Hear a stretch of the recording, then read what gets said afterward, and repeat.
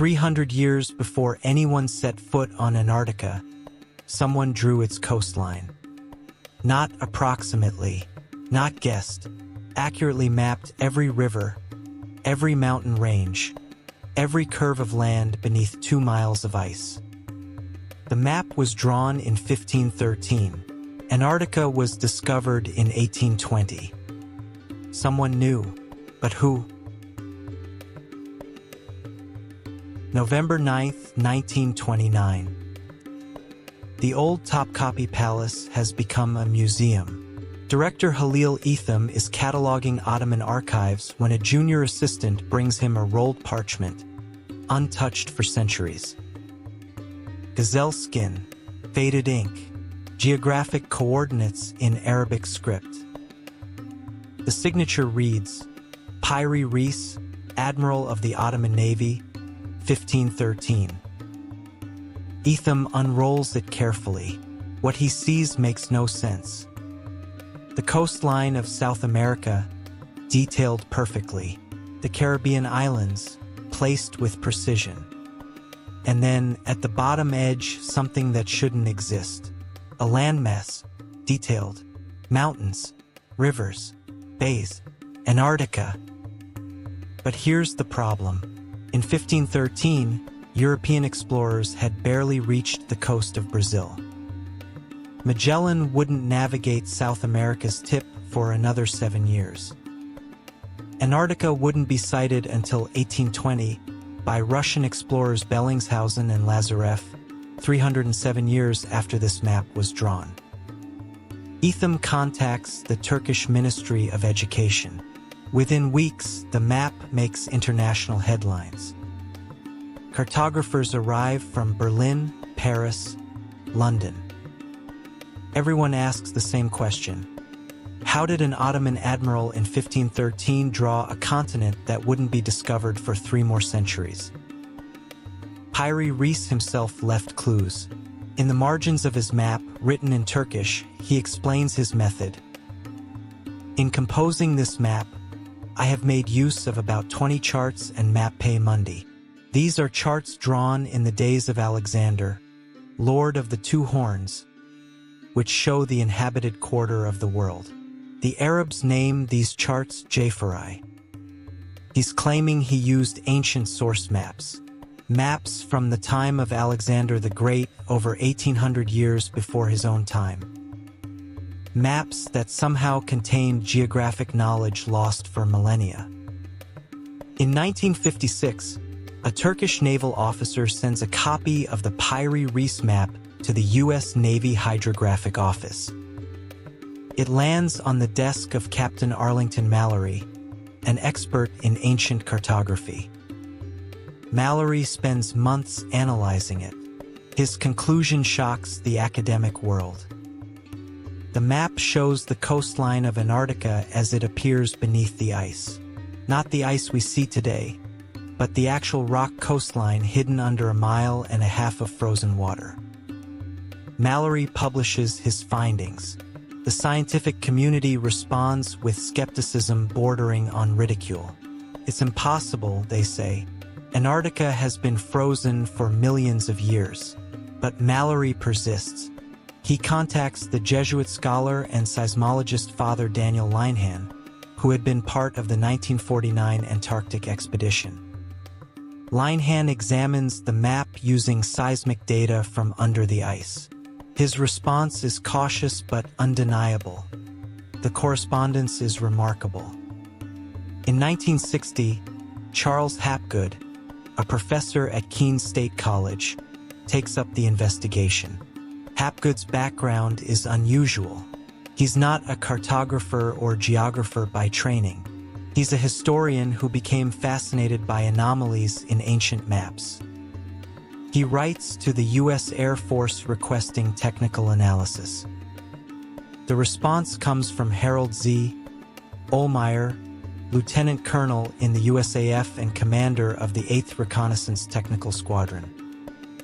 Ohlmeyer's letter, dated July 6, 1960, states, The geographical detail shown in the lower part of the map agrees very remarkably with the results of the seismic profile made across the top of the ice cap by the Swedish-British Antarctic expedition of 1949. This indicates the coastline had been mapped before it was covered by the ice cap.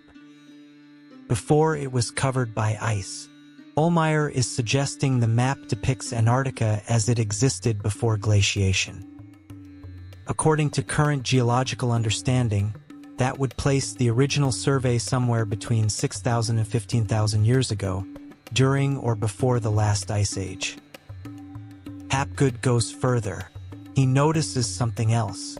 The map uses a sophisticated projection system, a method of translating the curved surface of Earth onto flat paper. Specifically, it appears to use a trigonometric projection centered on what's now Cairo, Egypt. This type of projection requires knowledge of spherical geometry and latitude-longitude calculations that weren't supposed to exist in 1513. Modern cartographers confirm Hapgood's observation. When they correct for the projection and overlay the Piri Reis map onto satellite imagery, the correspondence is unsettling.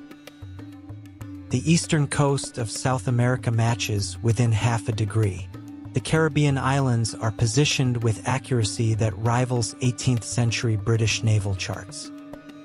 And the Antarctic coastline, when compared to ice-penetrating radar data from the 1960s, aligns in ways that seem to defy historical possibility.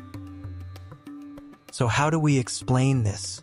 Let's examine the possibilities. Theory 1. Piri Reis had access to lost ancient knowledge. This is the theory Piri Reis himself seems to support. Remember his note about using charts from the time of Alexander the Great. But it goes deeper. In his own book, Kitab-i-Bahri, the Book of the Sea, written in 1521, Piri Reis describes capturing Spanish sailors who possessed maps from the voyages of Columbus. Columbus himself claimed to have used ancient charts showing lands across the Atlantic. There's a pattern here, multiple sources across different cultures and time periods, referencing older maps, older knowledge, older surveys. The Library of Alexandria, destroyed in stages between 48 BCE and 642 CE, reportedly contained over 400,000 scrolls, including geographic treatises from Phoenician, Egyptian, and Greek explorers.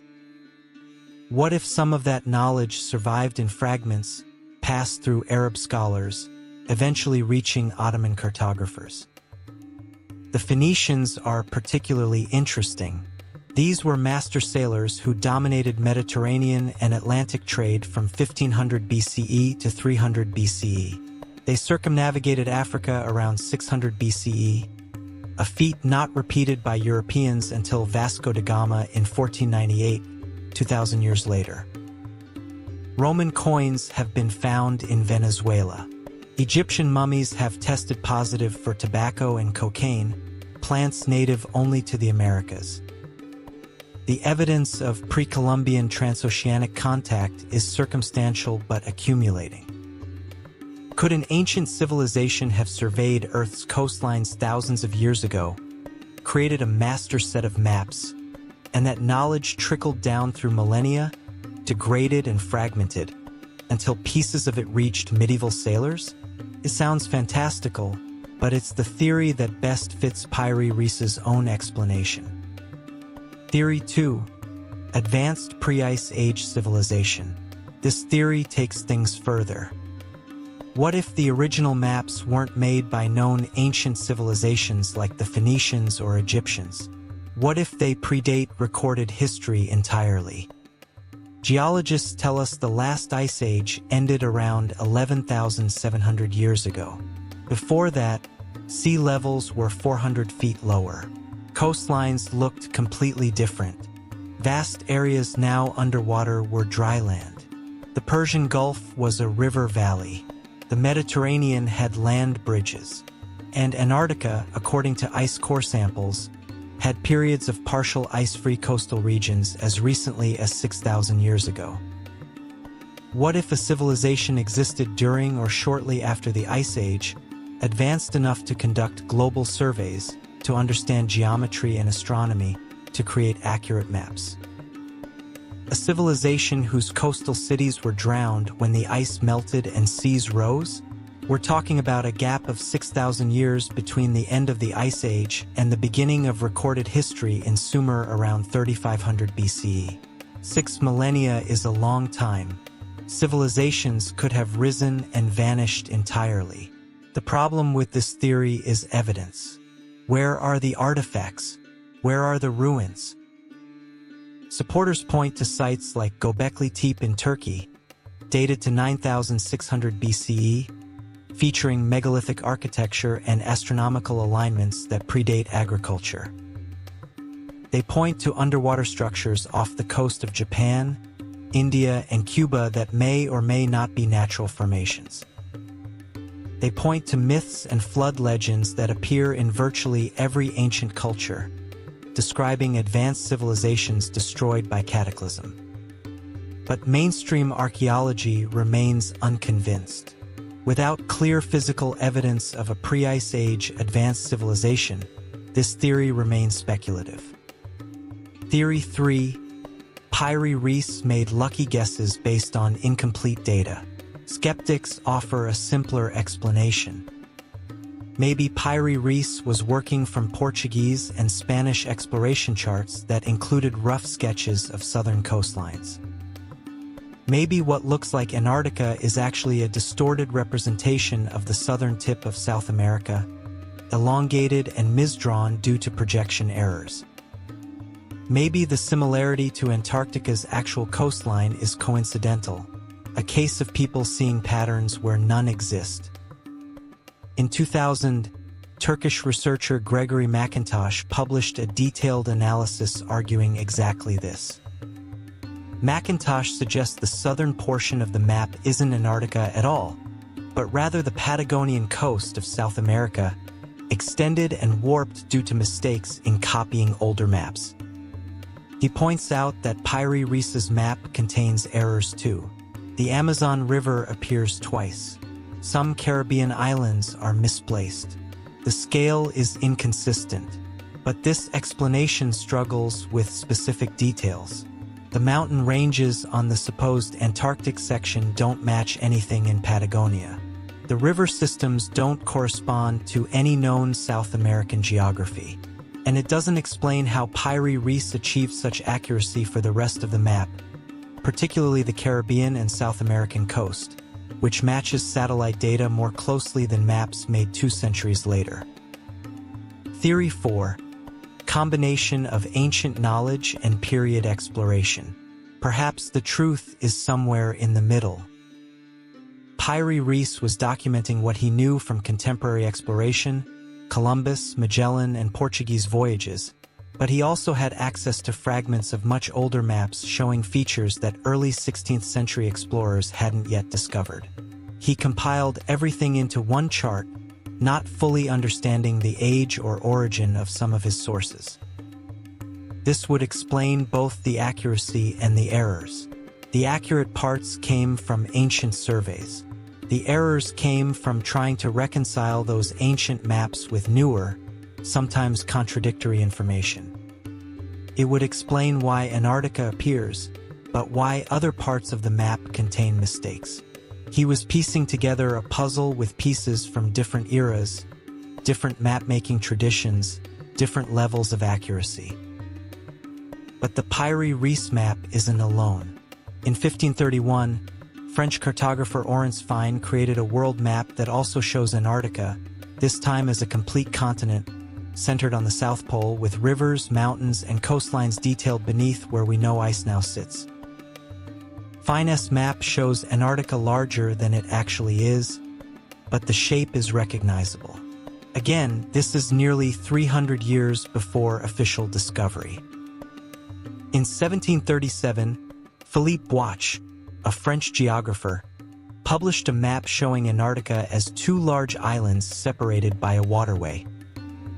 At the time, no one had even glimpsed Antarctica. Yet modern ice-penetrating radar confirms Bwach was essentially correct. Beneath the ice, Antarctica is indeed two major landmasses connected by ice.